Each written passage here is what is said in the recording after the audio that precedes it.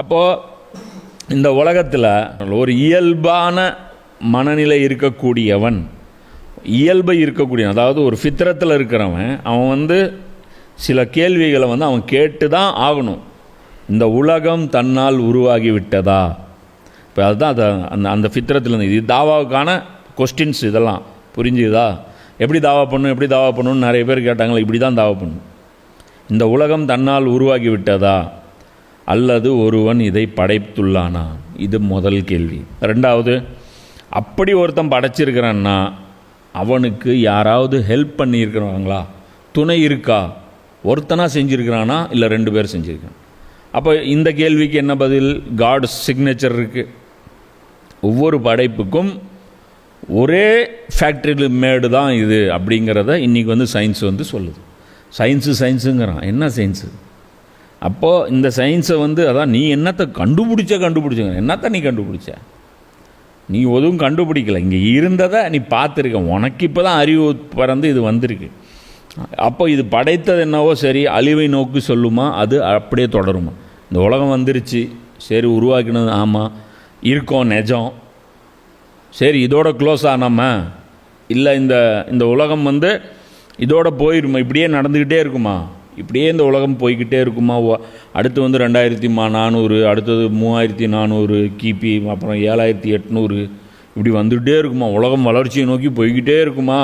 இதெல்லாம் கேள்வி உருவாகணும். இதை படைத்தவன் யார்? இதை ஒருத்தன் படைச்சிருக்கிறானே, இவ்வளோ பெரிய பலசாலியாக இருக்கானே, ஆள் எப்படிப்பட்டவன்? கேரக்டர் எப்படி இருக்கும்? என்னவாக இருப்பான்? நல்லவனாக இருப்பானா கெட்டவனாக இருப்பானா? பார்த்தா எல்லாம் நமக்கு நல்லதாகவே செஞ்சுருக்கான். ஒரு கெடுதலும் நமக்கு இல்லாத மாதிரி தான் செஞ்சுருக்கான். நமக்கு பசிக்கும்போது பார்க்குறோம், கண்ணு முன்னாடி தாவரங்கள் வருது, இறைச்சி வருது, மீன் வருது, எல்லாம் நமக்காக ஆல்ரெடி இங்கே டேபிளில் எல்லாமே செட் பண்ணி வைக்கப்பட்டிருக்கு. இது ஒன்று. அடுத்தது என்ன? இது எதற்காக இவ்வளோ பெரிய படைப்புகளை அவன் உருவாக்கியிருக்கான்? அவனுடைய குணநலன். அடுத்து எதுக்காக இவ்வளோ உருவாக்கியிருக்கான்? Any reason? ஏதாவது ரீசன் இருக்கலாமா? இந்த குழப்பங்கள் மனிதனுக்கு ஏற்படணும். இது வேலிட் குழப்பம். இந்த குழப்பத்துக்கு நீங்கள் ஆன்சர் தேடுங்க, எங்கே வேணாலும் போய் தேடுங்க. ஏதோ ஒரு வேதத்தில் முட்டினீங்கன்னா மட்டும்தான் உங்களுக்கு விளக்கம் கிடைக்கும். ஒன்று அது ரிக்வேதமாக இருக்கலாம், அல்லது பைபிளாக இருக்கலாம், அல்லது குரானாக இருக்கலாம். அந்த இடத்துல போய் தான் நீங்கள் கல்வியை நீங்கள் தேடணும். நீங்கள் எங்கே போனாலும் சரி, ஒரு நபிக்கிட்ட போனீங்கன்னா உனக்கு கல்வி கிடச்சிடும். அது குரானுக்கு மட்டும் நாங்கள் கிளைம் பண்ணல. நீங்கள் சனாதன தர்மத்தை கூட ஃபாலோ பண்ணுங்கள். அதில் என்ன இருக்குன்னு போய் பாருங்கள். இந்த கேள்விகளுக்கெல்லாம் முடித்து அங்கே அவிழ்க்கப்பட்டிருக்கும். அவனுக்கு துணை இருக்குன்னு அவங்களாம் எக்ஸ்ட்ரா அட்டாச் பண்ணியிருப்பாங்க. துணை இருந்தால் ஒழுங்கமைப்பு கெடுங்கிறது நீங்கள் ஆட்டோமேட்டிக்காக புரிஞ்சுக்குவீங்க. நீங்கள் ஃபித்ரத்தில் இருந்தீங்கன்னா நீங்கள் புரிஞ்சுக்குவீங்க.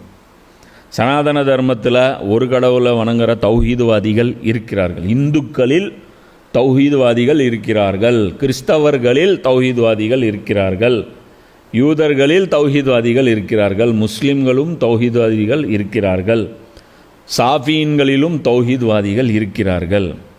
சரியா? அப்போது அடுத்த கேள்வி, இப்போ இந்த உலகத்தை பற்றி, இந்த வானம் பூமியோடைய படைப்புகளை பார்த்து இந்த கேள்வியெல்லாம் வந்துருச்சு. நெக்ஸ்ட் கொஸ்டின், இது பண்ணுறியே உனக்கே நல்லா இருக்கா அப்படின்னு கேட்குறேன். நல்லா இருக்கா? அப்போனா நல்லதுன்னு ஒன்று இருக்குது, கெட்டதுன்னு ஒன்று இருக்கா? என்ன இது பண்ணோன்னே அவனுக்கு கோபம் வந்துருச்சு?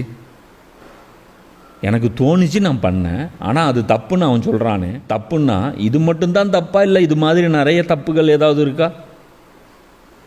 சரி, இவன் தப்புன்னு சொல்கிறானே, எதை வச்சு இவன் தப்புன்னு சொல்கிறான்? பேஸ் இருக்கணும்ல, ஒரு அடிப்படை இருக்கணும்ல. தப்புன்னு சொல்கிற அதிகாரம் இவனுக்கு யார் கொடுத்தா? இதை செஞ்சால் சரின்னு சொல்கிறானே, அது அதிகாரம் யார் கொடுத்தா? நாங்கள் பார்ப்போம், எங்களுக்கு எதெல்லாம் பெனிஃபிட் இருக்கோ அது நல்லது, எதெல்லாம் பெனிஃபிட் இல்லையோ அது கெட்டது. எவ்வளோ அழகான ரூலு. அப்போ திருடுறவனுக்கு எது நல்லது? திருடுறது தானே, அப்போ அது நல்லது. கொலை பண்ணுறவனுக்கு எது நல்லது? சாவடிக்கிறது தானே, அப்போ அது நல்லது. அதனால் அவனுக்கு பெனிஃபிட் இருந்தால் நல்லதான். இது என்ன? அது நான் தான் சொன்னேன்ல, முதல்லேருந்து குரான் தப்சீல்லாம் சொல்லிகிட்டே இருக்கேன். லாபமே தெய்வம், லாபம் ஓம் லாபம், சுப லாபம், என்ன லாபம், ஜெய் லாபம். லாபம் நம்ம கட்சி ஆஃபீஸ் ஓப்பன் பண்ணிச்சு, என்ன எழுதிச்சு? லாபம்னு எழுதிச்சு. எல்லோரும் கோச்சிக்கிட்டாங்க, என்ன லாபம்னு எழுதுகிற, சம்பாதிக்கிறத போட்டு. ஆமாண்டா, இங்கே நாட்டுக்கு லாபம் இருக்குது, வீட்டுக்கு லாபம் இருக்குது, மனுஷனுக்கு லாபம் இருக்குது, ஆம்பளைக்கு லாபம் இருக்குது, பொம்பளைக்கு லாபம் இருக்குது. பொம்பளை தன்னுடைய லாபத்தை பற்றி சிந்திக்கிறான், ஆம்பளை தன்னுடைய லாபத்தை பற்றி சிந்திக்கிறான், முதலாளி தன்னுடைய லாபத்தை பற்றி சிந்திக்கிறான், தொழிலாளி தன்னுடைய லாபத்தை பற்றி சிந்திக்கிறான். எல்லாருமே இங்கே லாப கடவுளை தான் கும்பிட்றீங்க. இங்கே வந்து நல்லது கெட்டதுன்னு எதுவுமே இல்லை, லாபம் நஷ்டம் அவ்வளோதான். லாபம் தரக்கூடியது அனைவதும் நல்லதே, லாபம் தராதது அனைத்தும் தீமையானது. என்ன உயர்ந்த கொள்கை உங்களுது இது. அப்போ அதான் சொல்கிறோம்ல, அப்போ சரின்னு ஒன்று இருக்கா, தவறுன்னு ஒன்று இருக்கா? அப்போ எதை வச்சு சரின்னு சொல்கிறாங்க, எதை வச்சு தப்புன்னு சொல்கிறாங்க? லாபத்தை மட்டுமே அடிப்படையாக கொண்டு செயல்படுறது ஒரு கூட்டுத்தனமான விஷயம். ஏன்னா ஒருத்தனுடைய லாபம் இன்னொருத்தனுக்கு தீங்கு விளைவிக்கலாம். அப்போ அதனால் லாபம் எதுன்னு மட்டும் பார்க்கக்கூடாது, நன்மை தீமை எதுங்கிறது பார்க்கணும். அது நமக்கு நஷ்டத்தை தந்தாலும் தீமையை வந்து நாம் தேர்வு ஒருபோதும் பண்ணக்கூடாது. இந்த கான்செப்ட் வந்து ஃபித்ரத்தில் இருக்கிற எல்லாருக்கும் வந்துடும். சரி, நம்ம ஒரு செயலை செஞ்சிட்டோம், ஒருத்தனுக்கு தீங்கு இழைச்சிட்டோம், அதனுடைய விளைவு நமக்கு ஏற்படுமா ஏற்படாதா? இதெல்லாம் வந்து இந்த வானம் பூமியுடைய அத்தாட்சியை பார்த்துட்டீங்க அப்படின்னா இதெல்லாம் கொஸ்டின் எழுப்பணும். இந்த கொஸ்டின் தான் நீங்கள் தாவாவில் பயன்படுத்தணும். இது குரான் சொல்லக்கூடிய எசன்ஸு. நான் சொல்கிறது இது ஒவ்வொன்றுக்கும் ஆதாரனாலும் தனித்தனியாக காட்ட முடியும், புரியுதா? ஒவ்வொரு இதுக்கும் ஆதாரம் காட்ட முடியும். அப்புறம் அது தனி சப்ஜெக்டாக போயிடும். இது வேண்டாம், இதோட புரிஞ்சிங்க, புரியுதா? இதெல்லாம் கிளியர் தாட் ப்ராசஸ் ஆனதுக்கப்புறம் தான் அவர் இறை தூதராக அப்பாயின்மெண்ட்டு யார், இப்ராஹிம் அலைஹிஸ்ஸலாம் அவங்க சார்ஜ் வந்து அவங்க எடுத்துக்கிறாங்க. இப்போது இந்த ஃபித்ரத்தை உள்வாங்கின இப்ராஹிம் அலைஹிஸ்ஸலாம் அவர்களுக்கு அல்லாஹ் தன்னுடைய ஸ்டைலில் விஎஃப்எக்ஸ் டெலிட் பண்ணி ரிவீல் பண்ணுறான். இந்த வானம் பூமியுடைய ஃபுல் அத்தாரிட்டி என்கிட்ட தான் இருக்குது, நான் உன்னை கான்டாக்ட் பண்ணிட்டேன்.